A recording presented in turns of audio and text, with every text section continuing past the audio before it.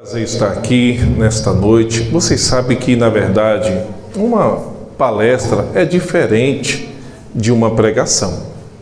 Por mais que o palestrante seja um pregador, ele não pode levar o tom de uma pregação dentro de uma palestra.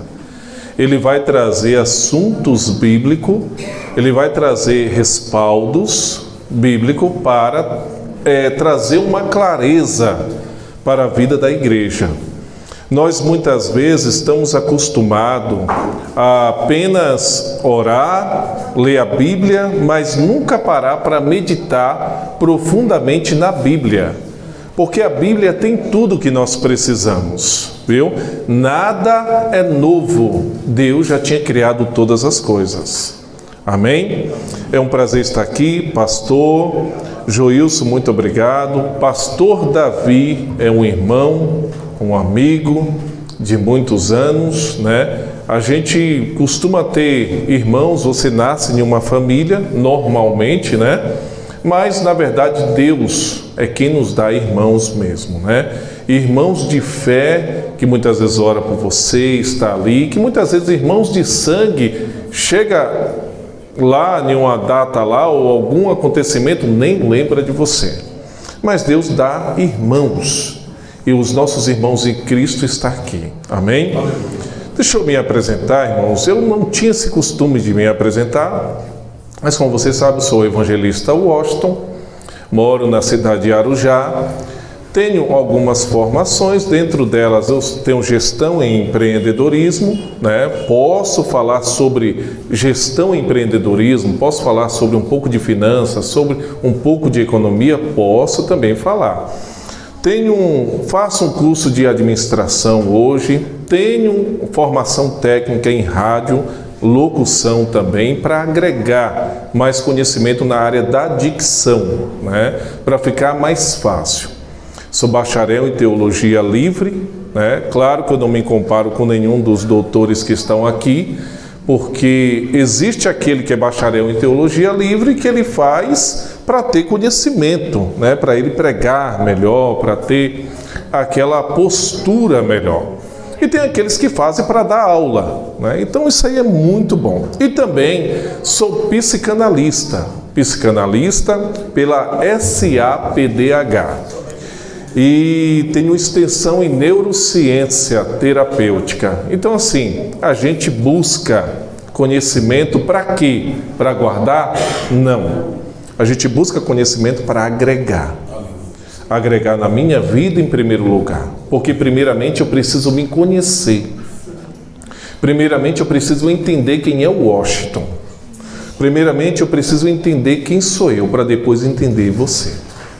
Isso aí, irmãos, é algo tão maravilhoso que se tanto a igreja como empresas ou qualquer outro lugar, outro departamento, pudesse entender a importância do que é gestão emocional, não haveria tanta guerra, não haveria tantas brigas, não haveria tantas divisões. Muitas pessoas não iam sair da igreja tão machucadas, porque a gestão emocional estava aplicada na igreja. Então, quando a gente fala de gestão emocional, a gente está falando de algo que é importante para o crescimento da igreja. E eu quero ler aqui um versículo base da palavra de Deus, no Evangelho de Lucas, Lucas capítulo 22, e o verso 39 a seguir vai nos dizer assim: como costumava, Jesus foi para o Monte das Oliveiras, e seus discípulos o seguiram. Chegando ao lugar, ele disse: orem para que vocês não caiam em tentação. Ele se afastou deles a uma pequena distância, ajoelhou-se e começou a orar: Pai, se quiseres, afasta de mim este cálice. Contudo, não seja feita a minha vontade, mas a tua. Apareceu-lhe então um anjo do céu que o confortava, que o fortalecia. Estando em angústia, ele orou ainda mais intensamente, e o seu suor era como gotas de sangue que caía no chão. Quando se levantou da oração, voltou aos discípulos e encontrou-os dormindo pela tristeza. Por que estão dormindo? Perguntou-lhe. Levantem-se e orem para que vocês não caiam em tentação. Quando a gente vai ler este texto sagrado, quando a gente vai meditar neste momento que Jesus estava ali no monte do Getsemane, ele estava orando, e neste momento de oração, a Bíblia vai nos revelar que Jesus manifesta nele o quê? Tristeza. Manifesta nele o quê? Angústia. Manifesta neste momento o quê? Pavor. A Bíblia Sagrada diz que ele orava e, angustiado, ele continuava orando. Aí a Bíblia Sagrada vai nos dizer que foi preciso um anjo descer do céu para confortá-lo, fortalecê-lo. E ele mais ainda intensamente orava. Porque naquele momento, pode observar bem o texto, que Jesus está angustiado. Jesus está com ansiedade. Jesus está em um momento de pavor. E ele ora intensamente. E foi preciso um anjo descer do céu para confortar. O seu suor se transformou em gotas de sangue que caía. Isto é angústia. O nosso mestre sentiu angústia? Sim. Jesus sentiu ansiedade? Sim. Ele teve um momento de pavor? Sim. Medo? Claro. Porque Jesus estava sofrendo como homem na carne. Ele precisava sofrer na carne e sentir em seu corpo tudo aquilo que nós sentimos. E aqui não tem nenhum super-herói e nenhuma Mulher Maravilha. Porque Mulher Maravilha é lá, acho que é na Marvel, não sei, é na DC, eu não sei onde eles colocam ali. Mas não tem nenhum Superman, peito de aço, que suporta, né? Porque nós temos os nossos medos, nós temos os nossos momentos de angústia, nós também sentimos pavor, também sentimos medo, e tem hora que a gente fica nervoso, não é verdade? Sim ou não, senhoras? Sim. Sim ou não, senhores? Sim. Ou tem alguém aqui que não tem isso, e de repente veio aqui, caiu de paraquedas, e de repente está desanimado, eu vou até embora porque eu não sinto nada disso. Ora, você sabe por que muitas vezes tem situações, como tem situações que se passam, que eu não posso até mesmo falar aqui.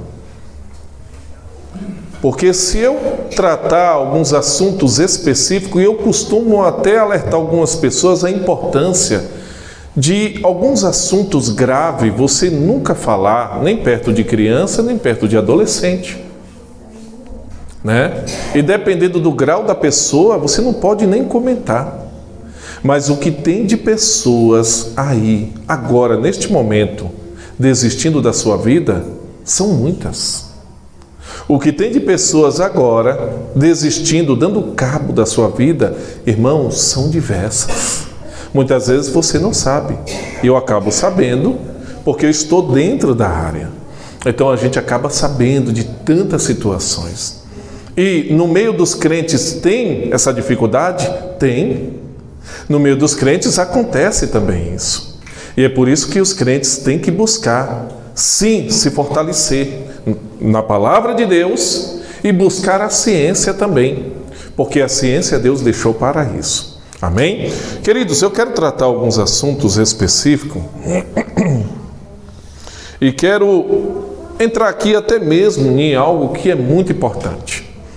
Hoje eu sei que eu preciso não só abordar um novembro azul ou um outubro rosa, mas eu sei que eu preciso trazer um conteúdo que seja especial para todos. E por isso que eu vou aqui falar de diversas coisas, pouca, mas para atingir as crianças, os adolescentes, os irmãos, as irmãs e assim todo mundo. Amém? Amém. Queridos, crianças, por exemplo, né? Vamos começar aqui com as crianças. Quem aqui é pai? Pai e mãe? Mesmo você já tendo filhos adultos como Davi, como eu, né? Minha filha já tem 21, a outra tem 19, né?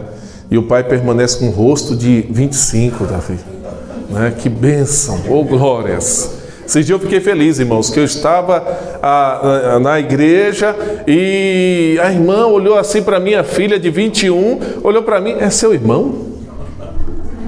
Aí ela olhou assim para a irmã, ela ficou indignada. Ela ficou indignada quando a irmã falou aquilo. Como meu pai é meu irmão?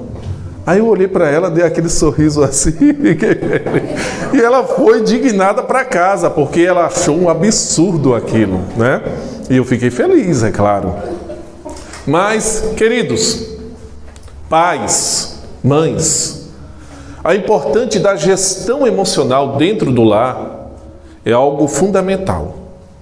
A gente muitas vezes estamos e continuamos a perder os nossos filhos dentro do lar, a perder os nossos filhos dentro de casa, a perder os nossos filhos dentro do ninho. Como assim perdendo?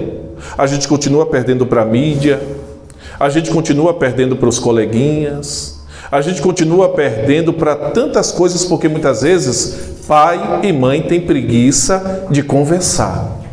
Pai e mãe têm preguiça de dialogar. Pai e mãe têm preguiça de sentar e aconselhar. É a criança na sua infância, na puberdade, na sua a adolescência, seguindo para a fase adulta, e mesmo assim muitas vezes a gente vai entregando. E depois a gente questiona mais por que está acontecendo isso. Porque meu filho não quer mais saber disso, porque minha filha não quer mais isso, porque não quer vir para a igreja, porque está me respondendo, porque está me desobedecendo. E muitas vezes a gente tem que parar para pensar que a gente começou a abandonar já faz tempo. Você educar seu filho é importante. E a educação não é um puxão de orelha. Isso aí é na hora certa. Mas a educação é insistir, conversar, dialogar e manter um bom diálogo para que teu filho, tua filha possa ser e ver em você não só um pai, não só uma mãe, mas um amigo e uma amiga para todos os momentos. Então, às vezes filho e filha não vai falar nada para você, porque simplesmente você vai responder com uma falta de educação muito grande. Por que essa falta de educação? Porque muitas vezes você foi criada dessa maneira. Foi criado debaixo de tapas, foi criado debaixo de puxões de orelha. E isso é bom, mas até certo ponto. Qual ponto isso é bom? Quando existem erros que precisa ser doutrinado, falado, conversado. E muitas vezes a gente precisa ser um pouco enérgico, um pouco rude, um pouco mais para que a pessoa entenda. E muitas vezes nós estamos perdendo. E eu vou dizer para as senhoras e senhores aqui nessa noite, nós continuamos e a igreja continua perdendo crianças, adolescentes e jovens para o mundo. E hoje eu quero alertar aqui algo muito importante. E eu quero dizer para você, tenha paciência.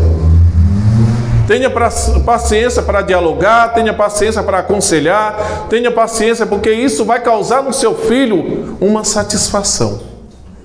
Tem muitos filhos e muitas filhas que infelizmente por ele não encontrar na vida do pai, na vida da mãe, um conselheiro, um amigo, e lá fora também ele não encontrar, sabe o que eles fazem? Simplesmente eles se trancam e resolvem fazer de outra maneira. E a maneira que ele faz é uma maneira que vai causar em você uma tristeza profunda. E eu quero hoje aqui encerrar esse assunto sobre as crianças, dizendo: pai e mãe, seja amigo. Pai e mãe, pare para ouvir seu filho. para entender por qual razão, o que está acontecendo. Muitas vezes ele vai ter medo de falar para você, porque a tua reação sempre foi grosseira demais. E é preciso entender isso. Que pai, ele educa, ele chama atenção, chama, mas ele tem que ser o amigão, a amigona da filha, para sentar e falar: olha filha, eu ouvi. E ela já estava esperando até um tapa, mas não vai dar um tapa. Estava esperando já um puxão de orelha, mas você não vai dar. Eu ouvi, filha, eu entendo, mas vamos por esse caminho. Peça a sabedoria a Deus, mas não perca seu filho para o mundo. Seu filho é o seu bem mais precioso que Deus te deu. Amém? Amém.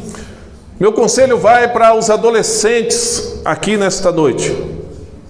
Cuidado com as redes sociais.